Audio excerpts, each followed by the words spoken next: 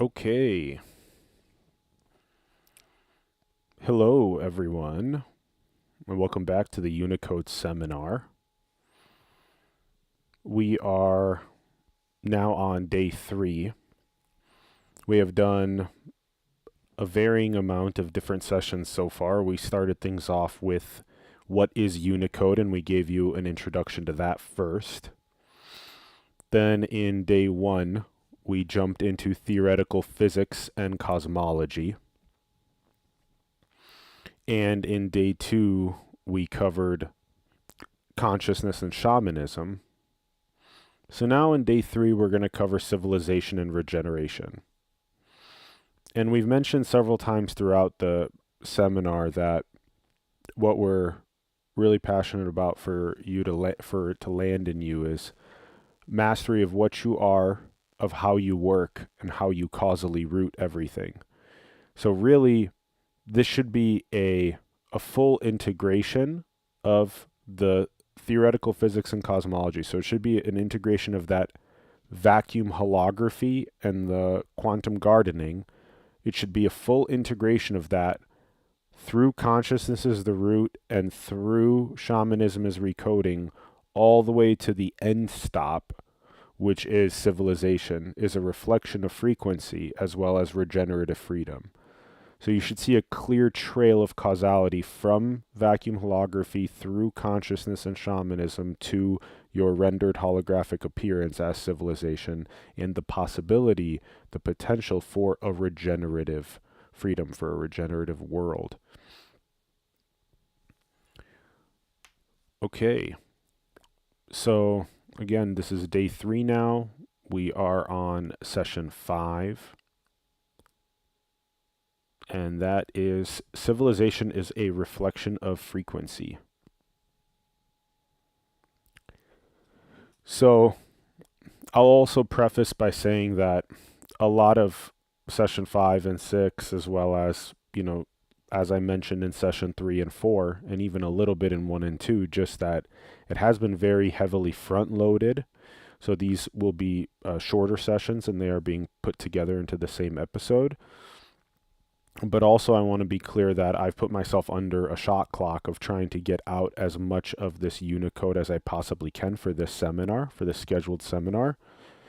So again, there will be omissions and there will be improvements over time, and there will be things that I will clearly look back at and say that, I should have absolutely included that in there during the presentation, during the seminar. So just so you know that the Unicode is, again, that ongoing process of describing how a conscious manifold is rendering holograms. So over time, we will continue improving that and becoming even more clear with that. Okay, so this has been quite intense trying to compression algorithm, even just these 2 sessions, but let's see how well I can cover them for you to start for now. So beginning session 5, we must say that entangled observer quantum states are rendering a collective hologram. Okay, so if we're starting with the definition of civilization and we're saying civilization is a reflection of frequency, what we're saying is that the observer's quantum states are its frequency. It's an entangled observer network of all consciousness.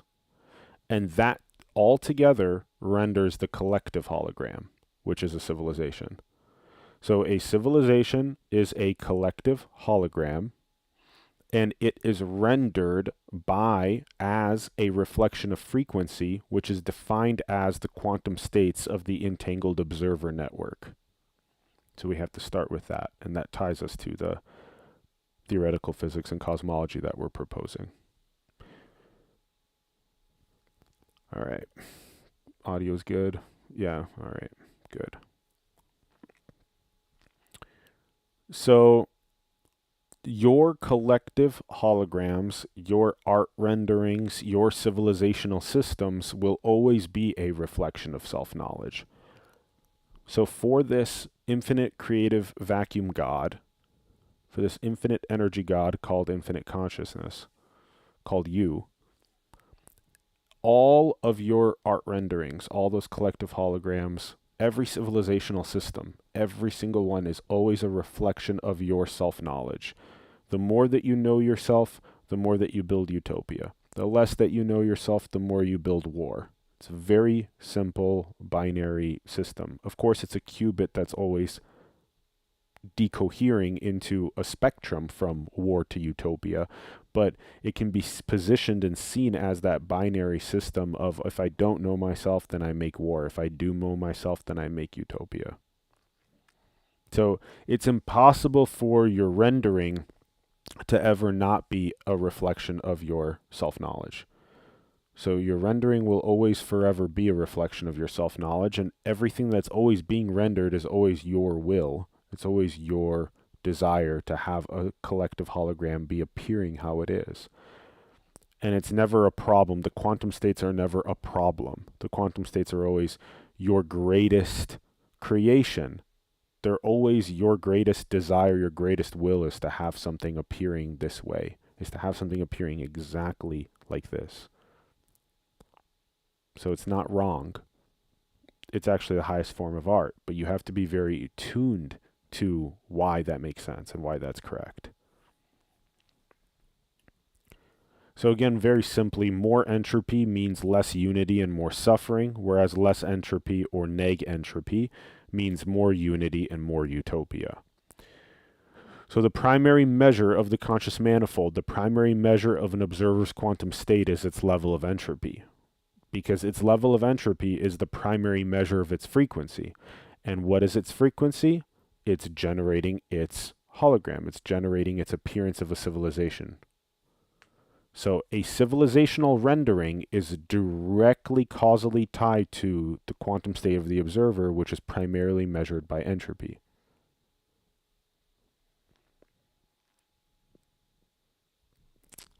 So this is very deep and important if you get this. It's like my level of entropy is a quantum state of an observer portal, and that level of entropy is what frequency is. And that frequency is what determines my civilizational rendering. And that exists in an entangled singularity.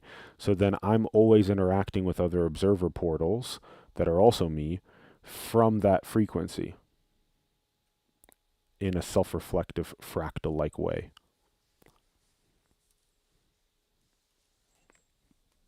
So the whole thing has been a reflection of self-knowledge. Always. The whole thing is always a reflection of self-knowledge. All systems that have ever been built are a reflection of self-knowledge. And particularly systems of basic needs, which influence the rest. We'll speak about that at length here in this session and also in the next one. But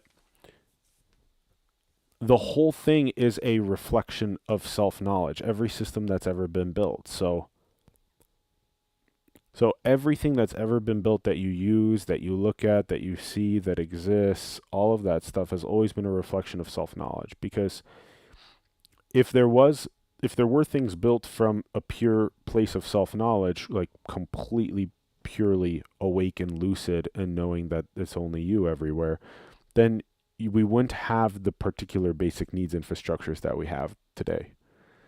So the reason why we have an inflated consumer price index is because we have been building without self-knowledge. We've been building from a frequency that has been about a lowercase s self being real. As long as you're building a civilizational systems from lowercase s selves being real, then you'll always have these types of things like inflated consumer price index, basket of goods and services being so expensive. Because it's not actually about the whole, and it's not about regenerative systems, and it's not about free consciousness. It's about perpetuating the circus, perpetuating the clown show, perpetuating locking consciousness into Maya, to the illusion, to materialism, to spinning around in a lack-based separation dream, and selling its time for basic needs and always feeling like it's in a rat race and never feeling like it's free. So systems of basic needs not being regenerative has exacerbated entropy, where the vacuum has no time or energy to investigate and know itself. Okay? So, as long as your basic needs are not regenerative, we are exacerbating entropy. So we are actually perpetuating the clown show because we're not allowing the vacuum of infinite consciousness to have enough time or energy to investigate into knowing itself.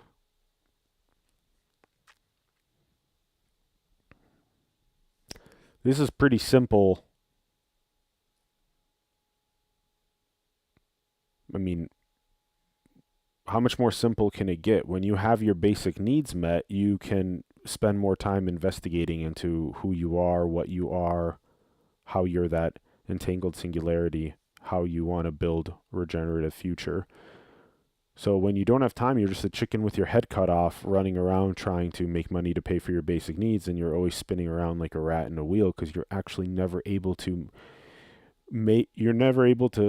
make strong enough of purchasing power parity. Your purchasing power parity always feels like it's decreasing because of inflation. It's like you're selling your time for what appears like more money, but really the cost of goods and services is increasing faster than your salary is. So it's a huge shit show. So to have regenerative energy systems and food systems and water systems that are always providing you with basic needs, it allows the vacuum to investigate and know itself.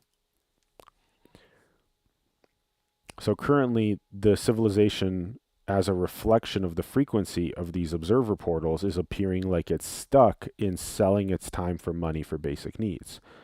So the whole high entropy economic system is reinforcing itself. So a high entropy entangled observer network is generating a high entropy economic system, which is then perpetually reinforcing itself by feedbacking into the observer portals and commanding them to sell their time for basic needs. So a high entropy economic system appears like a bunch of lowercase s selves that are all thinking about, well, how do I get more for me and less for you because you're separate from me and I have no relation to you. So that's where all deception and that's where all manipulation and more greed and all of those things, they arise from the observer's level of entropy. Everything's originated at the observer's level of entropy. That's why at the core of the conscious manifold is the vacuum's level of self-knowledge, which is measured by its level of entropy. And then it vibrates that way and it emits electromagnetic radiation as its electronic medical record into the field. And it just vibrates that song into the field. And a really good shaman or really good healer, like we've said in the other sessions, they can really quickly see the spectrum of those frequencies that are vibrating. And they can help guide them into awakening or healing if that observer portal wants that.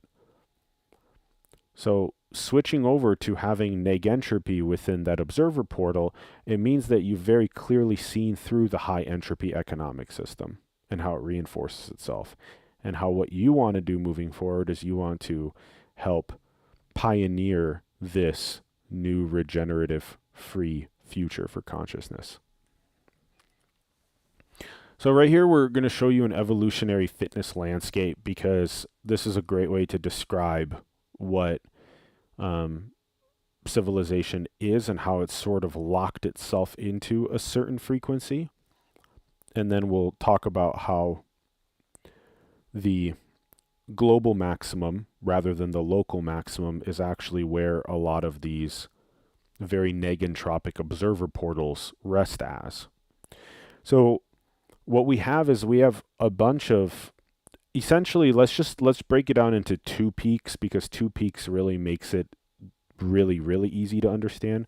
So you have one peak that's considered the local maximum, and that local maximum is where the majority of the civilizational collective is. So high entropy observers have generated what is a local maximum, and that's what looks at like this existing entropic economic system.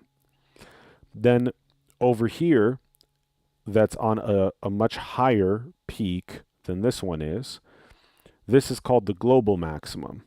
This global maximum is where neg-entropic observers rest, because they know they've seen through the high entropy economic system that is the local maximum, and they rest at this global maximum.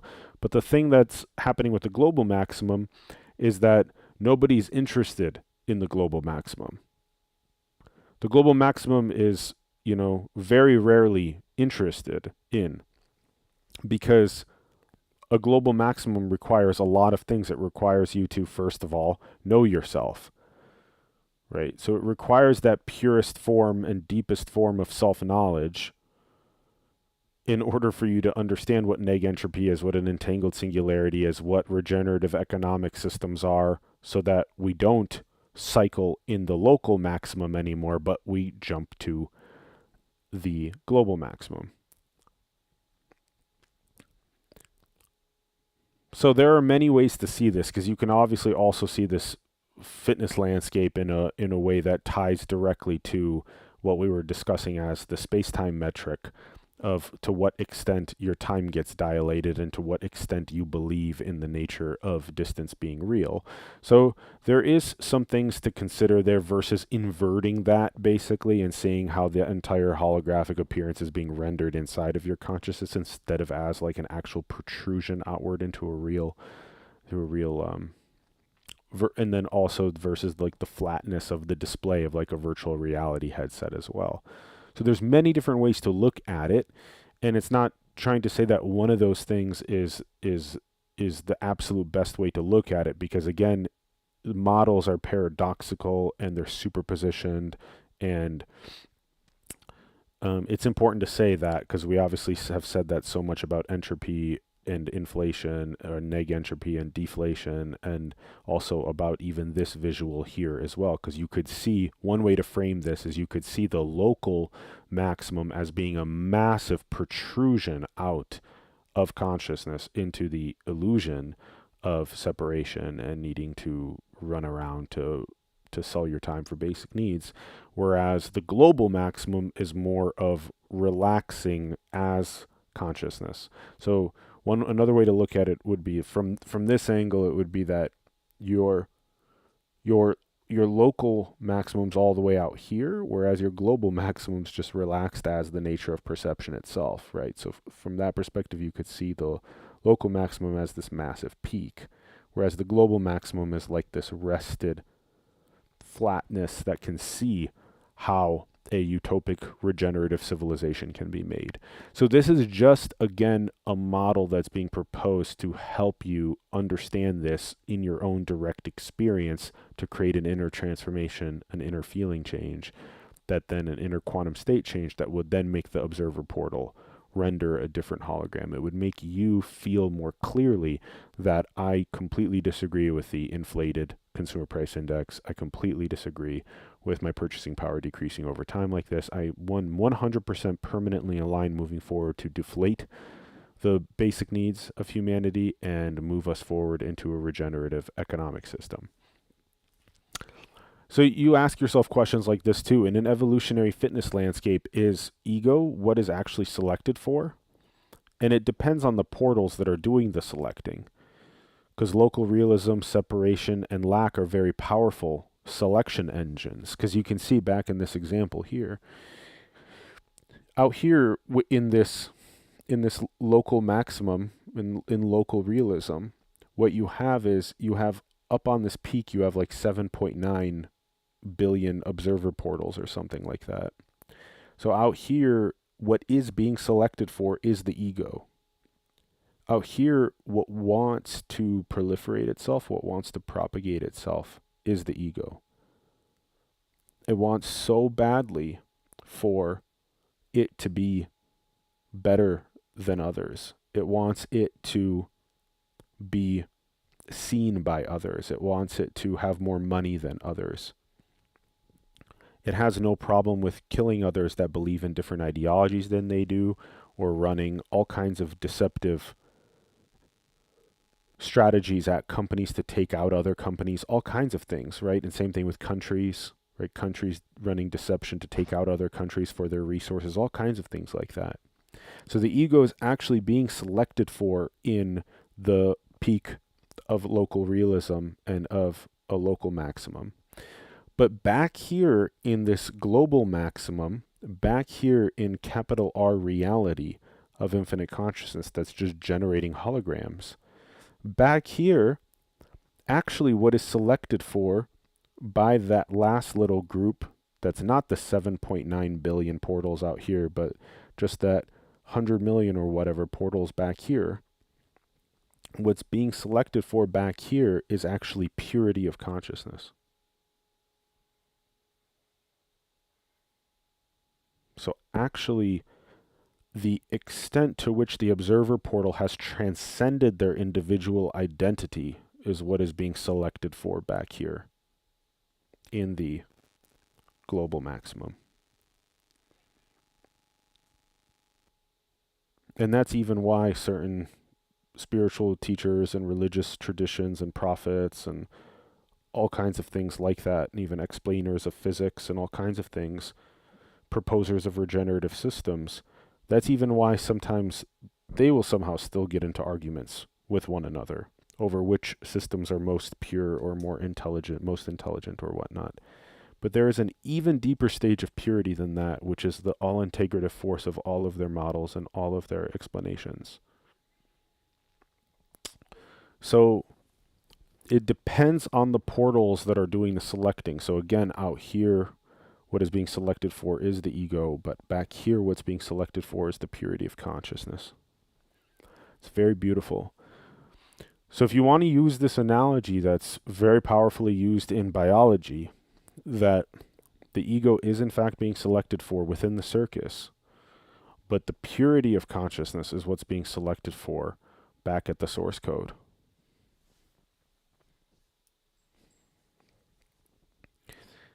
So crucifixion is an acquired taste. We spent a lot of time during the seminar talking about how crucifixion is a mathematical formalism, because either you're vibrating as Christ or you're vibrating as not Christ. So meaning it's an absolute in either of those two positions, with a spectrum in between, but those two are the absolute poles of it.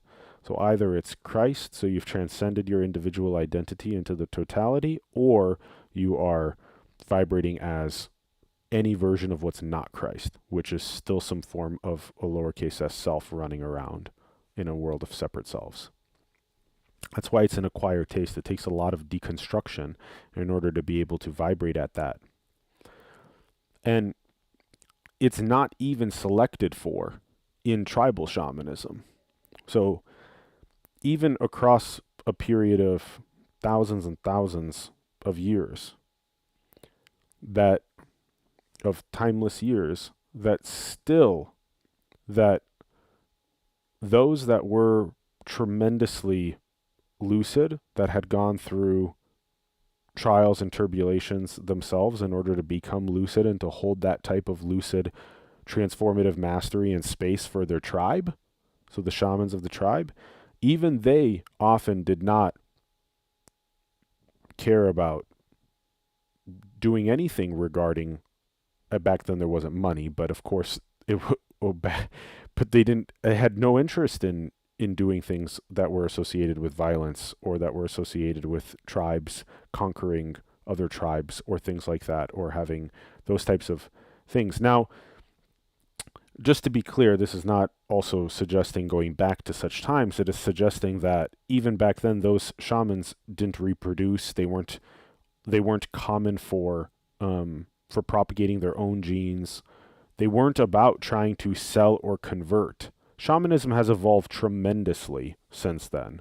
But this is just to put it into perspective that it's not even selected for back then. You would not take a shaman and start selecting for more and more of the collective to be shamans, to be non-separate, entangled observers. That was not the process. It's never been the process, right? Niagara Falls and this magnet, as we've talked about, they don't have. It's not a selection mechanism for it to know its own source code. The selection mechanism is for it to be lost in the circus. So even those that did find themselves weren't selected for, right?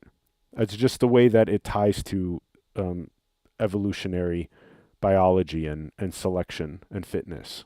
So it's just the way it is. It's not good or bad. It's just the way it is. And it makes perfect sense, because why would God's perfect creation is going to vibrate in a way where it's not going to select for self-knowledge. Again, only back here in the global maximum is there happening a selection for the purest forms of self-knowledge. But the vast majority of it is entranced in a circus, and it has no desire for selecting for the source code. The source purposely hides itself from itself in order for it to have a game.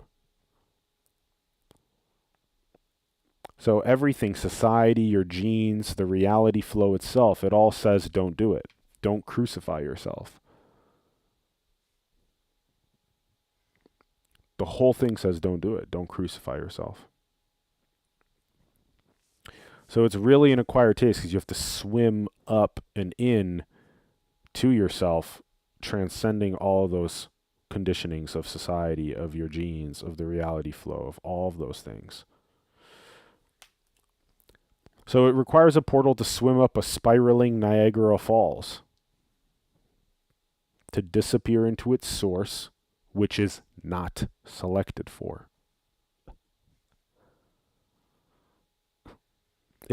Trust me, if Christ was selected for, then a lot of beings would be teaching crucifixion and how important crucifixion is. But how often do you see videos of beings that are saying, hey, crucifixion's the most important thing you can do in your life? Crucifying your own ego is the most important thing you can do in your life, into being an entangled singularity, being God as everyone omnilocal right now. Why are there no videos saying that? Because it's not selected for. What is selected for is watching political propaganda and violence against others. That's what's selected for. So that's just the beautiful nature of the vacuum. It's not a bug, it's a feature. And it's the best possible feature. It's its best possible form of art, is that.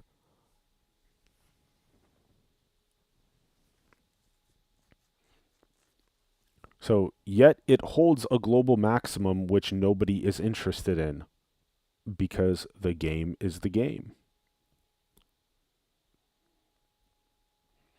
So you sit back here, and even though you know that the vast majority of the entangled observers are all about local realism and the local maximum, even though you're rested back here as the infinite source, as the global maximum, and you're holding that so clearly, you just wait patiently. You create joyfully, and then you wait patiently for observer portals from that local maximum to desire expansion of their apertures, to desire to come back home, like in the parable of the prodigal son.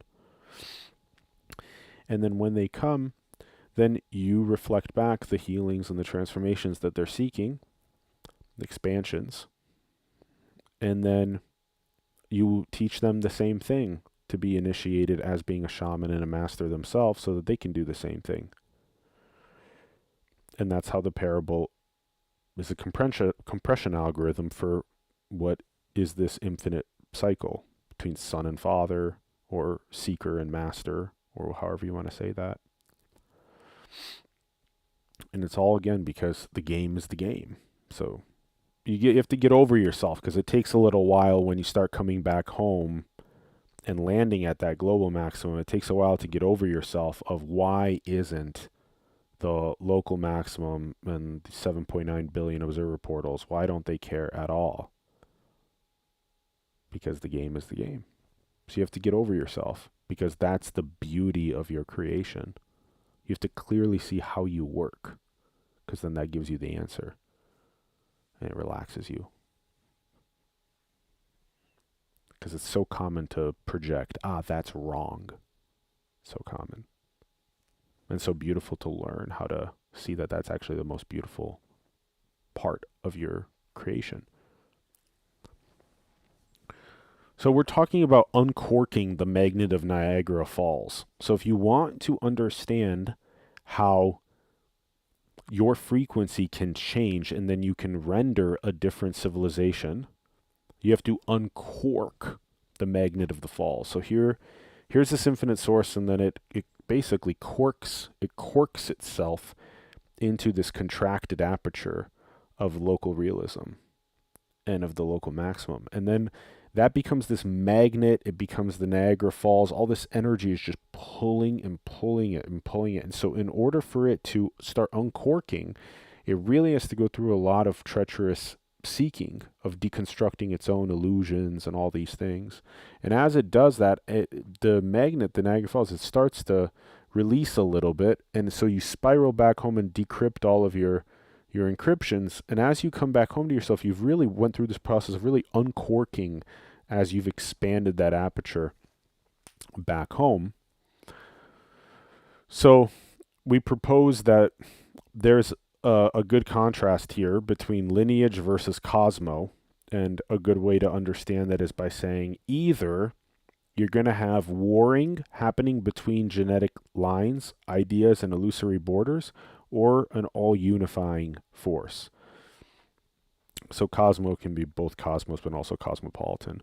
But and lineage is really about, like, are you so contracted that you must kill someone else, which is just a reflection of you, just because they are across a border from you, or because they share a different religion or ideology or genetic line. So it takes a while to see that that's what this primary attractor is all these lineage wars that are happening over here too. So the entropic observer is really generating lineage wars, stuff like that. And then those entropic economic systems are also just capturing that observer portal into that circus, rather than, again, as it gets through this uncorking, it's able to render a civilizational reflection that's all about regenerative freedom. So now I'll talk a bit about nurturing divergent minds. So I could care less if you call it neurodivergent or neuroatypical or neuroemergent or any of those things. I could care less. All you have to know is that there is a typical clustering of consciousness. This is a typical clustering of consciousness, right? The local maximum. Why is neurodivergence being the main thing that we're talking about after the evolutionary fitness landscape? Because the local maximum is equivalent to typical consciousness.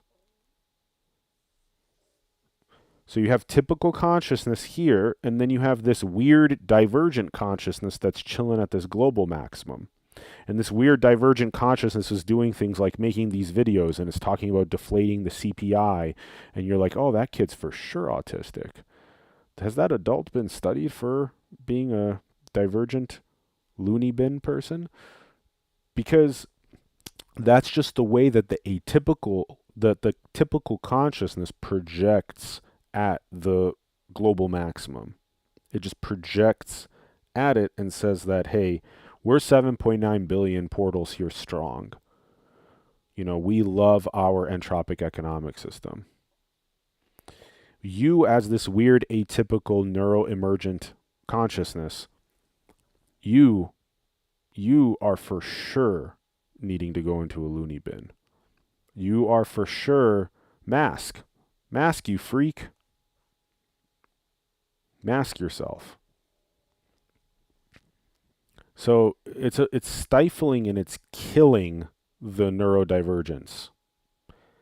It's not nurtured. It's actually all of the energy that these neurodivergent minds are trying to, gravitate towards themselves to nourish themselves and to create the new world, is also constantly being like, no, because The typical consciousness, it will die as the atypical consciousness will take resource from the old paradigms and systems, because as you get more and more observer portals that start coming home and start caring about regenerative systems, the old systems die, and the old systems really don't want to die.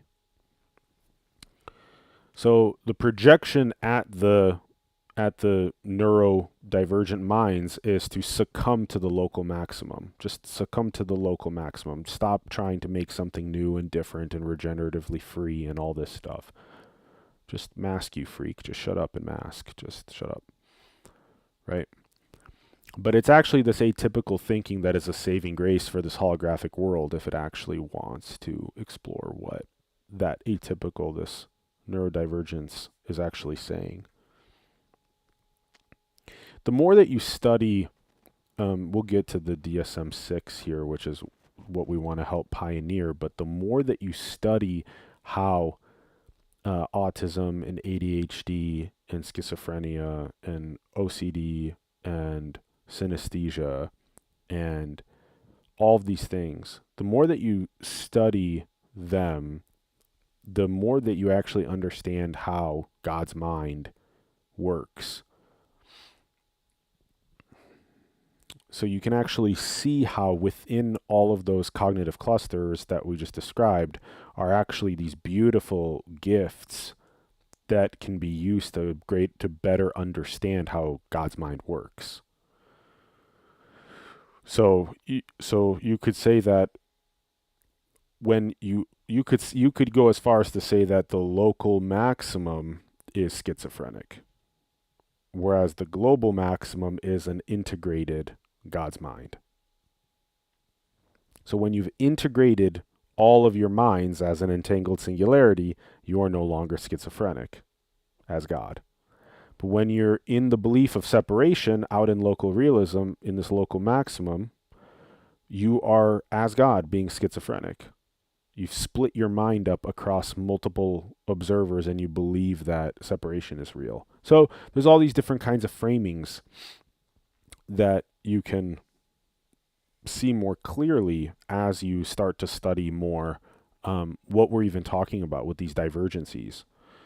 So why, you can tell right here, like this ADHD, this autism, this whatever, this obsessive compulsive love for regenerative freedom, for Unicode, for everything that we're sharing here, for new physics, for understanding, for recoding the root of consciousness, right? All of this is just creative joy emanating. This is no different than someone who's talking about, I love, roofing houses, or I love creating, I love growing plants. Like whatever it is, I could care less what example. I like making omelets. I don't care what the example is, but it's the same thing. This is just another version of that creative joy. It's just so much different than making omelets or growing plants or roofing houses that it makes it seem like it's really divergent and different. But the more that you want to understand yourself, the more that it will make sense that this is actually just a very normal code that's being shared here. It's like, oh, okay, yeah, that makes sense. All of these sort of contrasts, they make sense. And I can tell that there's an entropic economic system, and then there's a neg-entropic one where the regenerative freedom is the case, and I want to live there. So you can make it a little simple like that too. So another way to understand this is what I wrote. I said something like, my autism doesn't allow me to see and use the same pathways, boxes, and protocols that your typical consciousness does. So I don't see separation. I don't see why I can't be transparent and loop everyone in. I literally can't see it. I'm like colorblind, dude. You're trying to teach me how to see blue and I can't. That's why when I talk non-separation, you're like, what the fuck? You can't see how I see. It's just divergency, autism, emergence, whatever. So that's why when I speak non-separation and it's just totally not landing, it's like I'm literally speaking a different language, right? When you're talking about separation, I've already fully crucified my consciousness and I no longer see separation. it's like you're playing with little Barbie and Ken dolls inside of a little dream house of separation, and I'm just this expanded infinite consciousness that's like looking at that like a little grain of sand, and I'm like, it just doesn't exist for me anymore. Like, I get that you're still playing in the Barbie and Ken dream house, but it doesn't exist for me anymore. So I can't sit around and even hear you pretend like it's real. So that's really what it feels like. It's close to that. So DSM-6, the full integration of paradoxical mysticism and worldliness. So we're looking at probably 2028 or something like that for the release of the DSM-6.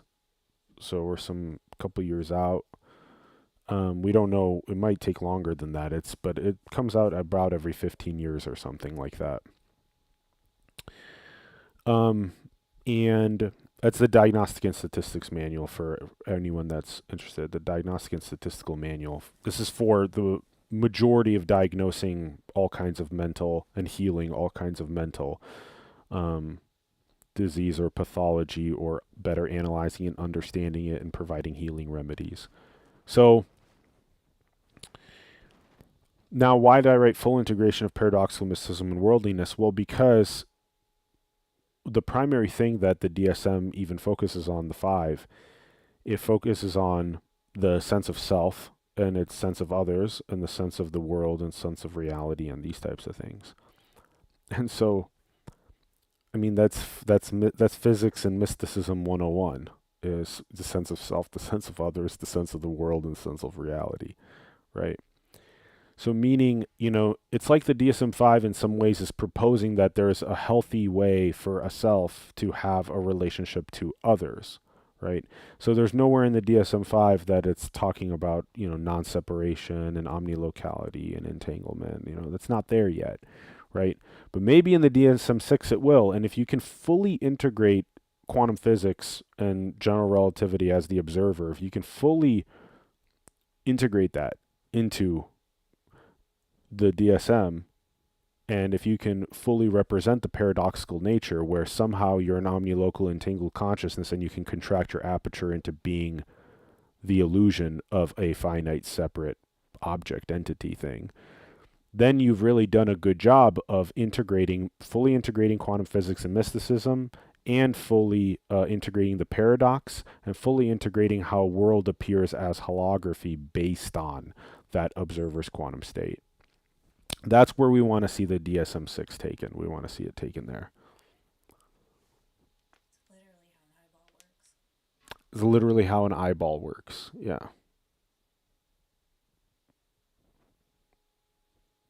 Yep. And we can do this using what is already fundamentally successful in science and psychology and psychiatry and that kind of thing. So that's what makes this also really good. That's why we even propose it. We propose it because the Unicode can subsume the DSM-6 and represent it in a way that actually finally makes sense to what we're even doing. That's why when a psychiatrist gives some sort of a prescription pharmaceutical for someone with a sense of self that feels like they are being whatever, derealized or depersonalized, or they feel like they're no longer seeing others as others, but instead see others as themselves and all this type of stuff. Psychiatrists and psychologists will actually have a place to reference what's going on for that person, right? For that observer. Right now, they don't have a way to reference what that is. There's no enlightenment realizations anywhere in the DSM-5. And yeah, and yes, yes. So yeah, and lots of psychiatrists are and healers are starting to use AI more, right? And doctors, physicians are starting to use AI more, right, in the interactions with the patients.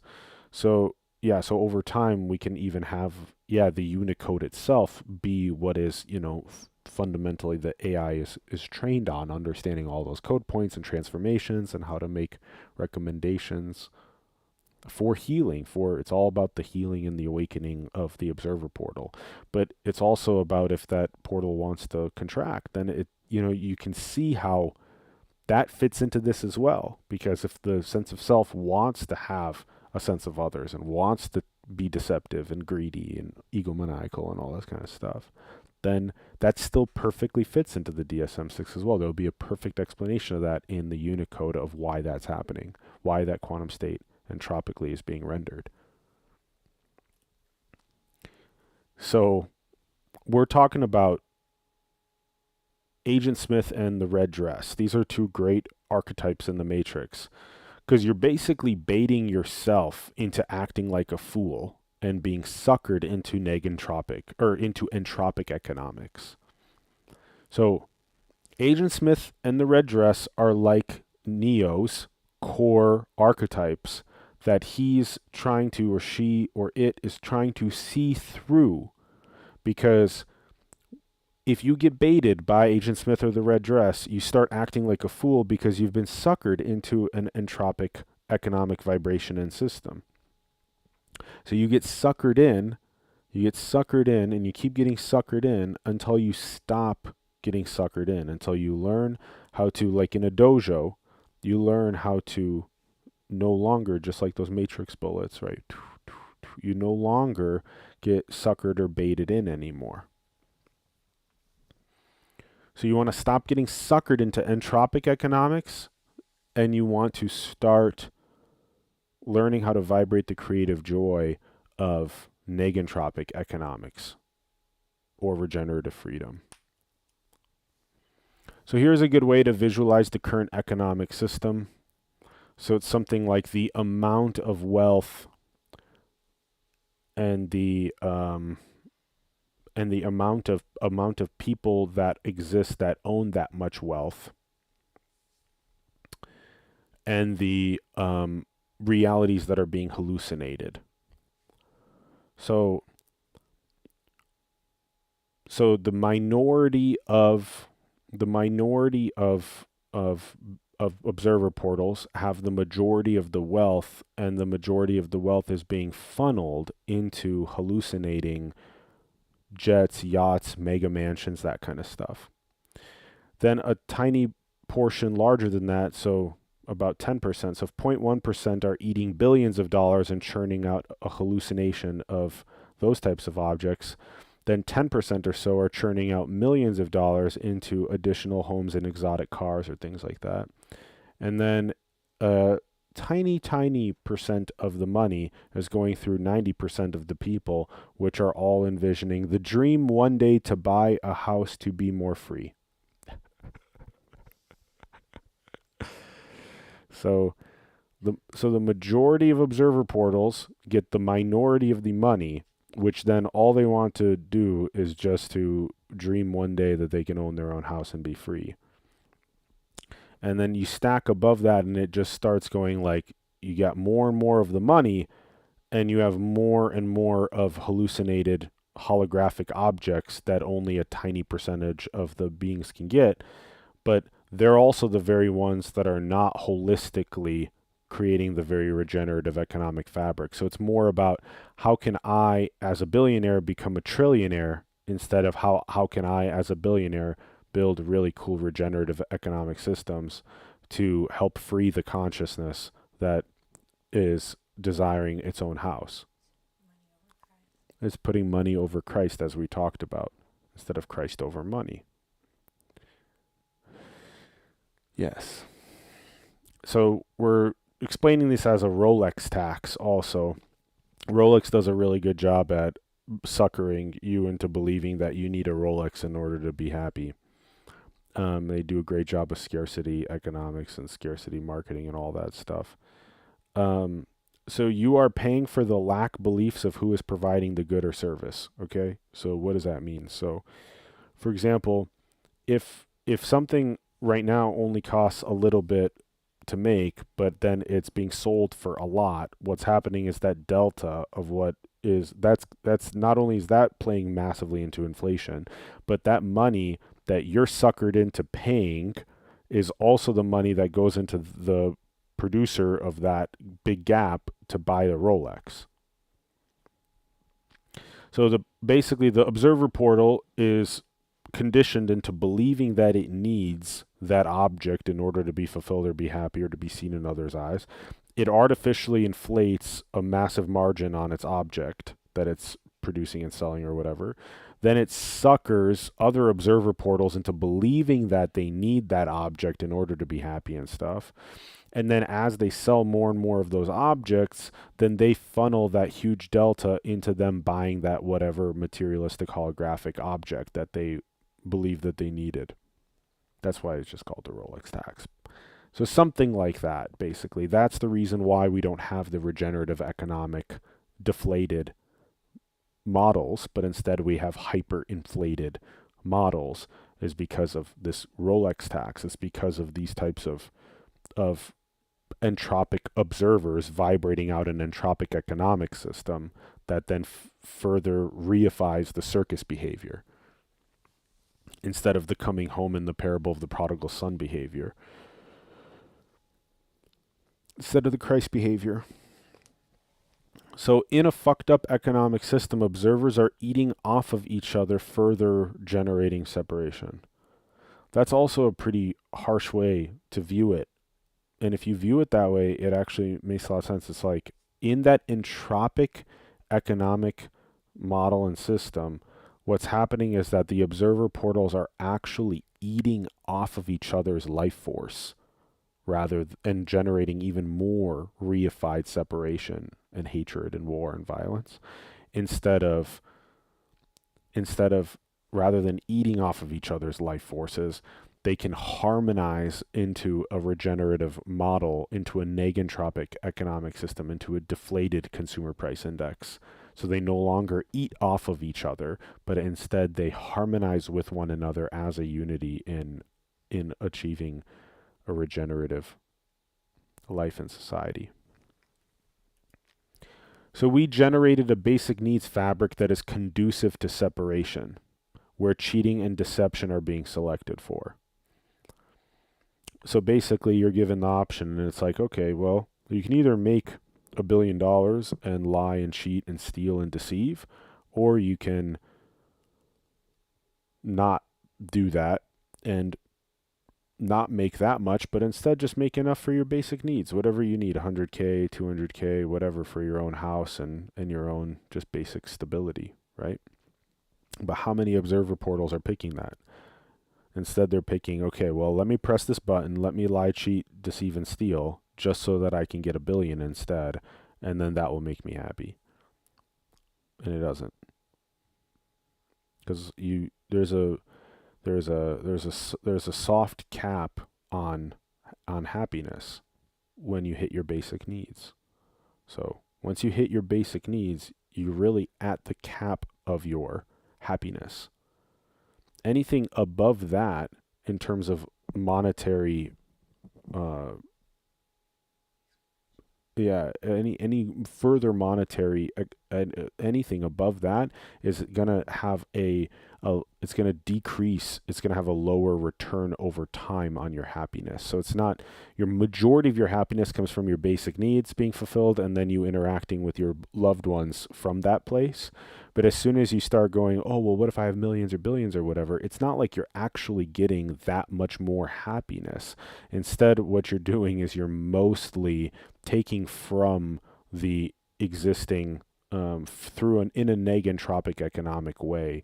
In an entropic economic way, you're taking from what could become a negentropic economic system, or what could become a deflated economic system. So this is fantastic. This is the visual that tells the whole story as quickly as possible. It's that 1971, the decoupling of median male income from real GDP. It basically created the split where a man who was working would not increase his purchasing power parity. He would be, yeah, fine, I'm selling my time for a little bit more money, but now everything's inflated, so my purchasing power is actually equal or less than what it used to be. And that's the story of the last 55 years for men. And whereas the GDP of the US has continued to increase. So that means that the top 10% and the top 1% and the top 0.1% have been doing a great job at investing into and increasing production, but they've also done a great job at taking out of that growth of production the lion's share by far, and taking middle and poor class and being like, well, dude, you're separate from me. It doesn't matter. It doesn't matter. So this is what we're solving with our regenerative economic systems and models. So another simple algorithm is house inflation or everyone housed. Okay, so are you that obsessed with your real estate wealth that you'll actively fight for inflation rather than sacrifice for deflation? So what do I mean? Right now, since 2020 in the United States, an average house went from 230,000 to 330,000 in price. So now you have a house that magically inflated $100,000 just out of pure magic, out of nowhere, of course. And then now you have a bunch of observer portals that are saying, yo dog, I can't even afford a house anymore. And it's like, yeah, you can't. And that's kind of the point of what's happening, is that you have people that have 300, 400, $500,000 houses or whatever that say that, yo dog, I love this inflation because my real estate wealth has increased, right? So I will do everything possible to make sure that the supply of houses stays low. I will vote and make it extra hard with red tape and all kinds of bad incentive systems to make sure that the supply of houses stays low. We don't build lots of houses, not in my backyard, NIMBY. So we have a fucked up, perverted incentive to contract and to keep the supply of houses low, rather than say, you basically would have to have observer portals agree to and say that, hey, it's fine that my house is going to go down in price.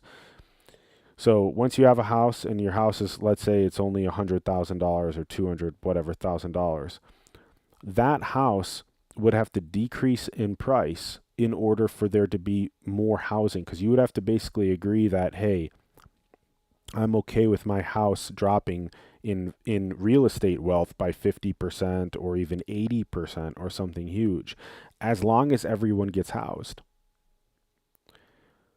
So as long as everyone gets housed, right, I'm willing to drop my real estate wealth, because I'm willing to have millions of houses be built, millions of beautiful nature houses to be built, so that everyone can be housed, right? This is the Christ-like path, so everyone can be housed, because I'm willing to sacrifice my egoic contracted addiction to the belief that my house has to be worth 300, 400, 500,000 or whatever or more. Instead, it's fine that my house is only worth 50K because everyone is housed on earth, and that makes me so happy. That makes everyone so stable. That makes my children stable and happy. That's exactly the direction that this needs to go. You have to be able to sacrifice yourself, lowercase s, for Christ, for deflation. So we're proposing new economic systems where we head into an era where deflation of the consumer price index is common base reality. All right. So that wraps up session 5. Civilization is a reflection of frequency. So now we're going to head into session 6. And session 6 is all on regenerative freedom.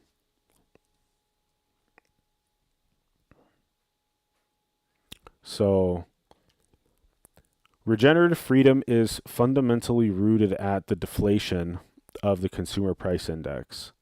So the price of goods and services. So gas, internet, food, housing, all of that stuff. Your basic bread, milk, eggs, all of that stuff.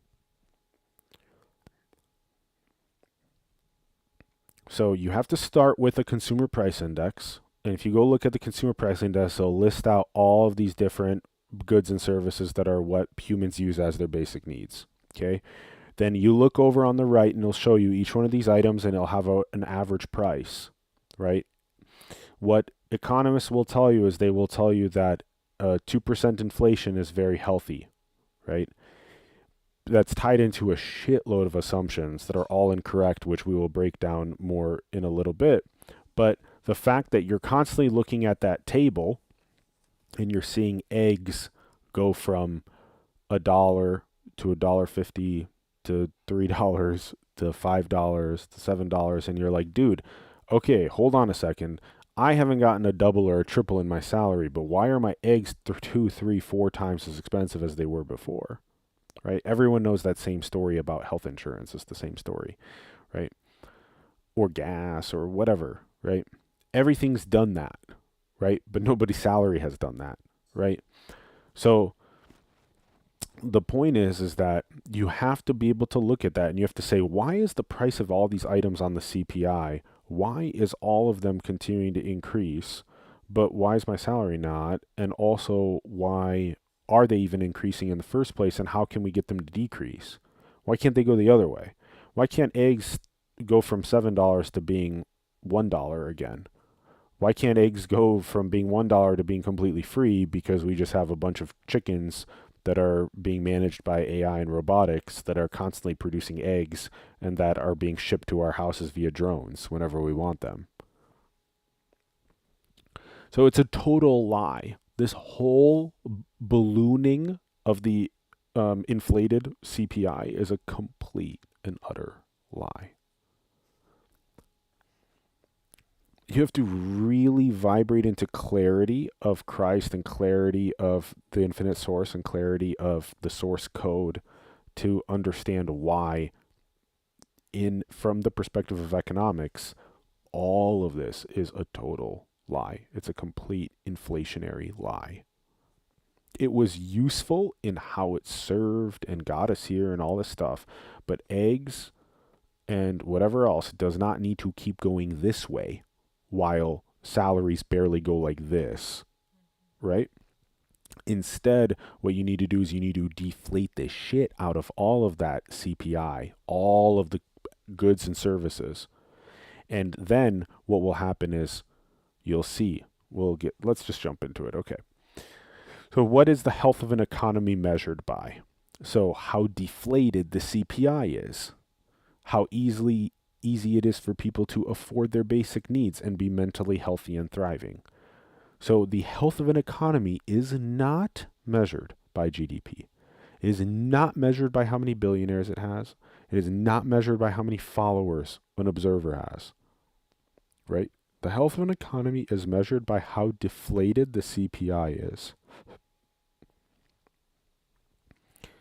So if you have an economy that has the average cost per kilowatt hour of energy be driven down and down and down and down until it's nothing, that's a healthy economy.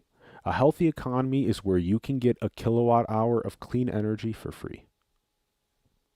That's another great way to describe what a healthy economy is. A healthy economy is where the price of a loaf of sourdough bread goes from $5 to $1 to completely free. That's the measure of a healthy economy. How easy it is for people to afford their basic needs and be mentally healthy and thriving. Here's the thing, if you can't answer this question, what is the health of an economy measured by? That basically means you are surrendering every single year to a 2% inflation. You're surrendering to 2% inflation being normalized and pathologized in society and reality. Yeah.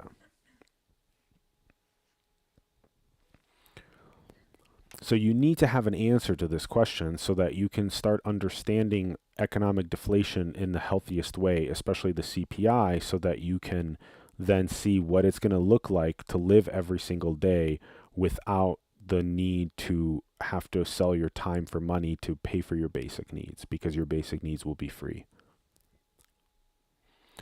So we don't understand what's happening with AI and robotics. Deflation means the price of bread will decrease and eventually demand will decrease and the baker will be out of his job. Bad deflation. In reality, deflation is what the baker and the distributors of bread try to avoid because they have to pay for their basic needs. Okay? The only reason why the baker will increase the price of his or her bread from $5 a loaf of sourdough to $10 a loaf of sourdough is because the rent and the health care and the eggs and the gas and the energy and all the other things are going up. That's the only reason why the sourdough goes up. So the whole thing is a circus. The whole thing's just a circus. That's why they avoid deflation. So if the baker and the distributors didn't have to pay for their basic needs, they wouldn't avoid deflation and would encourage it because the demand for free bread won't matter. Okay? You'll drive down the price of sourdough to free, and it won't matter how much demand there is of sourdough. It won't matter if it's 1 million loaves or 1 billion loaves. It won't matter at that point, because you'll have AI and robotics supporting the making of sourdough bread as well. And it won't matter if it's, everything that you used to think just gets broken, because the whole thinking system where it's, it used to be $1 a loaf, now it's $5 a loaf, and inflation is happening, right? That whole system gets broken because the baker and the distributors and all that stuff, they no longer need to pay for their basic needs, so they don't need to artificially inflate the cost of the bread. The whole thing changes so drastically. They can just create purely whatever they desire. Everyone can just create purely whatever they desire. So your basic needs not being tied to the demand for goods and services, and your prices not inflating to pay for them, is freedom. So freedom is when your basic needs are not tied to the demand for goods and services, right? Okay, so instead of being like, look at the demand that's happening for gas right now, and look at how little supply we have or whatever, right? The whole point is clean energy infrastructure, have it be unlimited, and now it doesn't matter what the demand or supply is for that good or service. You see? Or for freedom is also when your basic needs are not tied to the prices that are being inflated that you have to pay for. So freedom is the deflation of your prices for your goods and services. So inflation of holographic items to pay for the insatiable, luxurious demands of others is not sustainable and is causing significant instability in mental health and society. So you can't just take and say that, okay, we're going to holographically inflate basic needs, and then by doing that, we're going to put a tax on all of those observers, a mental health tax on all those observers, and all that money is just going to go and fuel the insatiable, luxurious demands of a tiny minority, right? It's causing significant instability in mental health in society. So I always like to ask the question, a lot of beings that are, a lot of portals that are kind of on their journey from this local maximum to the global maximum, they'll kind of like stop along the way, and then they'll start talking about like, expansion and growth and all this stuff. And I'll be like, what is expanding? What's the thing that's doing the expanding? Because they'll never talk about how it's the wholeness that's doing the expanding. They'll always talk about how it's still their own sense of self, their own sense of identity that's doing the expanding, right? Because as long as the own individual sense of identity is still doing a form of expanding, it's still going to perceive others, it's still going to try to deceive or get more for itself and all kinds of things. So you have to dissolve the illusion of the lowercase s self growing, and instead you have to reframe it to the whole of the vacuum that's growing, but through reframing to a regenerative economics as an ecosystem of liberated energy for itself. So that's why I always ask the question, what frequency exactly is growing? Because the consumer price index is basically the cost of survival. And the CPI is not about consumption. It's about how expensive it is to exist. So gas, internet, food, and housing is the tax of incarnation in a material economy. So what we're trying to say is that you want to decrease how expensive it is to exist. You You want to decrease and deflate the CPI, because then the tax of incarnating, the tax of that portal putting on the headset and experiencing an avatar will actually be less, and it will be able to be more free, and it will be able to serve and play and connect and all of that. So the true health of an economy is an economy's health isn't how much it grows, but how effortlessly consciousness can thrive within it. So a healthy economy is a low-cost mind. When basic needs are easy to meet, creativity, connection, and meaning thrive. How effortlessly consciousness can thrive. With creativity, connection, and meaning. So you'll have an economist panic and say, oh my gosh, if bread gets cheaper, then the baker will lose their job, right? So it's this super surface level code point comment. Like, oh, you're going to deflate the cost of the sourdough, but then the baker's going to lose their job, right? And my one word comment back to that is you fear, that fear only exists because the baker must still pay to survive. The baker is still paying money for their house and for their energy and for their gas and for the, right? All that stuff. So that's why the whole framing of that economist panic is from the perspective of always perpetually paying for your basic needs. So all economists are constantly framing the economy from the perspective of all observers having to pay for their basic needs. So as long as your framing of an economy is perpetually that the CPI can never be deflated back to zero, then your framing will always be, okay, everything 2% inflation is normal and it's become normalized, and yeah. You don't see the entanglement of the CPI. Yes. Yeah.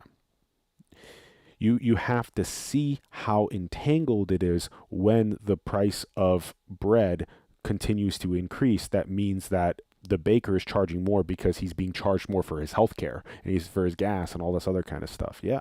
Yeah. So survival has to become decoupled from production. That's how deflation becomes liberation. So exactly, an economist would have to expand their aperture to the point of entanglement and to the possibility of the consumer price index deflating so that observer portals did not perpetually have to pay for their basic needs. And that's when survival would be decoupled from production. That's when deflation would become liberation. Survival has to be decoupled from production. You see? When survival is decoupled from production, deflation becomes liberation. So regenerative freedom. Freedom begins when basic needs are not commodities, when life is non-transactional. So the point is not a universal income, but it's universal sufficiency. A civilization mature enough to provide abundance as a substrate, not as a prize.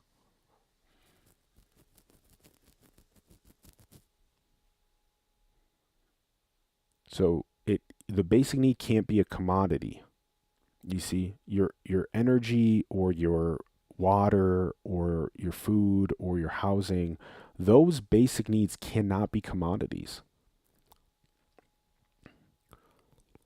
You can't perpetuate an entropic economic system that's constantly trying to inflate basic needs as commodities, because you are creating a huge tax on each observer portal that is on its mental health. You're creating a huge tax on it. So a civilization that's mature enough to provide abundance as a substrate, not as a prize, right? So when that observer portal pops into the server, abundance is the substrate.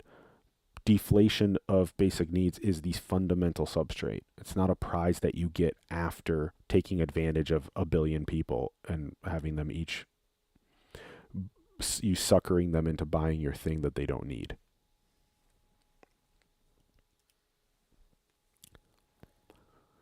Real wealth is measuring the flow of care, not ledger digits. So basically how well you care for yourself as the whole, right? That's real wealth. So if you care about the mental health of the observer portals, having deflated basic needs and stuff. That's the real wealth. That's the real measure of an economic success, is that flow of care. The AI era can birth a deflationary enlightenment where intelligence automates labor and humans remember play, artistry, and communion as the real economy. So you can have all of those amazing things in perpetuity in this deflationary enlightenment as a negentropic economic system. Play, artistry, and communion. Flow of care. The currency you spend will be your holographic attention generating experiences with loved ones in a world where basic needs are met for all. So the currency you spend will be your holographic attention generating experiences with loved ones in a world where basic needs are met for all. And to really let that one sink in. So the basic needs are going to be met, and all you will do is garden your attention with experiences with loved ones.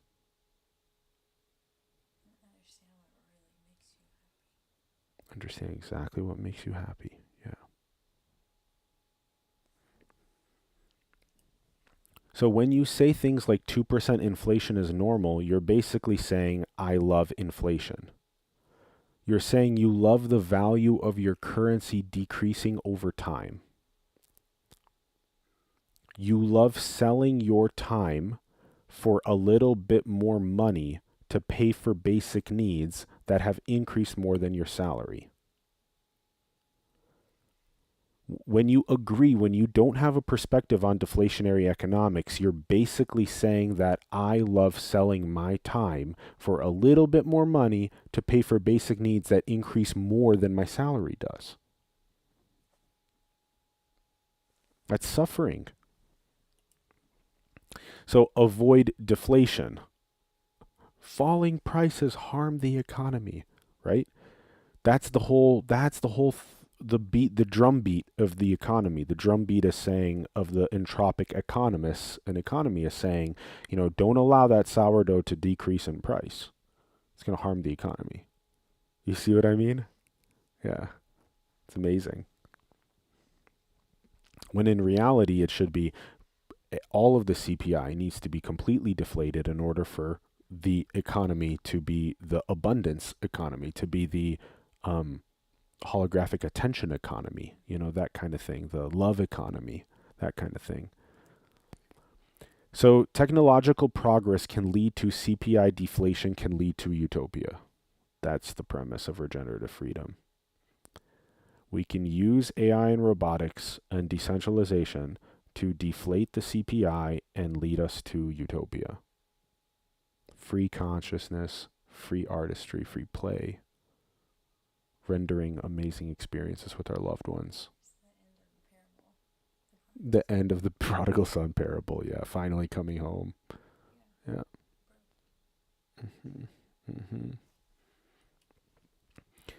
Growth deflation will use tech progress to decrease the CPI and free the vacuum. Okay, so you can actually see how deflation can lead to growth in the vacuum self-knowledge. You see, that's so beautiful. Deflating the CPI using technology will grow the vacuum self-knowledge. Deflating the CPI using technology will grow the vacuum's self-knowledge. So if you want to expand the most portal apertures, deflate the CPI using technology and create catalysts like that so that it's even known that this is possible. So growth does not equal expansion of price. Growth equals expansion of conscious ease.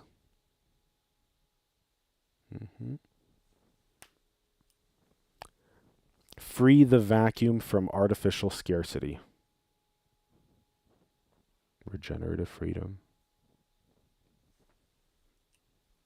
A civilization that learns to grow through deflation becomes a self-sustaining, self-healing, and infinitely creative.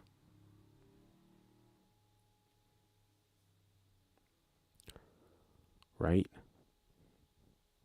That's what happens. Deflate the CPI using technology, and the vacuum will render a civilization that's self-sustaining, self-healing, and infinitely creative. In the absence of large amounts of debt, deflation is a welcome effect because the lowering of prices increases purchasing power. Because that's usually the counter argument that's made with deflation, is around debt. But the beauty is that in the absence of large amounts of debt, which is where we need to head, that then deflation becomes a welcome effect because you've now lowered the prices and increased the purchasing power. So this is our flywheel strategy for gravitating teammates and funding and partners. So we can basically structure a clean energy infrastructure agreement with local municipalities using PPAs, which are power purchase agreements. And you basically lock them in for like 7 to 8 years at 10% less than their utility bill.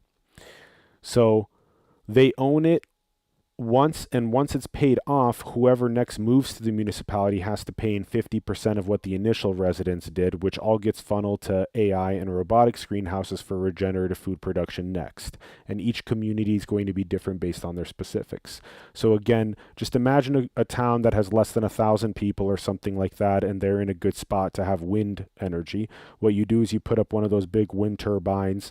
They pay off that. They stop paying their existing utility company, their energy company. Instead, they now pay directly to the wind turbine itself for the cost that it took to build that. And their bill is going to be 10% less than it used to be. So if they used to pay $150 a month in energy, now they'll only pay $135 a month in energy. That whole town of 1,000 people will within 7-8 years, something like that, they'll pay off that whole wind turbine itself. And in the meanwhile, they were also, maybe selling that energy for lower costs as well to the grid, back to the grid. And then the new people, so now they'll own the wind turbine that's giving them free energy. So now they no longer even have the $135 a month bill because now the whole wind turbine's been paid off. And everyone who moves into the town that's new, instead of them just getting it as a total freebie for free energy, let's say they also pay for like 7 to 8 years, but they'll pay like $70 a month, 50% of what the initial people paid. And then that amount of money over the 7 or 8 years, while they pay it, then they'll stop paying it. But during that, what that money will go to is the building of the AI and robotics greenhouses for regenerative food production next. So that's how we flywheel this whole cycle. We're currently in the process of doing this, so we would love your help in joining us in establishing these power purchase agreements with municipalities across the United States and the world, and starting up this flywheel mechanism for freeing consciousness. The models are trained on us, but we don't get distributed prosperity from it. So that's where the big issue is right now, is that we're training artificial intelligence and super intelligence, but we're actually even paying. We're using it, we're training it, and we're paying for it. And it's all going up into the trillionaire class, and none of it is coming back in a decentralized or distributed prosperity fashion. So that's where we gotta be aware of this and change this as we move forward if we want utopic prosperity. Because decentralized AI ownership or suffer. Pretty simple. It's either going to be everyone on Earth is deflated and having regenerative economic freedom and prosperity, or we have a trillionaire class that owns everything and treats everyone else like separate. So yeah, here's your two timelines. You'll have the company say, hey guys, let's own this $25 trillion market. Let's put all the power in our hands. Or you have the decentralized utopia that says, hey guys, let's use AI and robots to provide basic needs to all humans and live in flourishing together.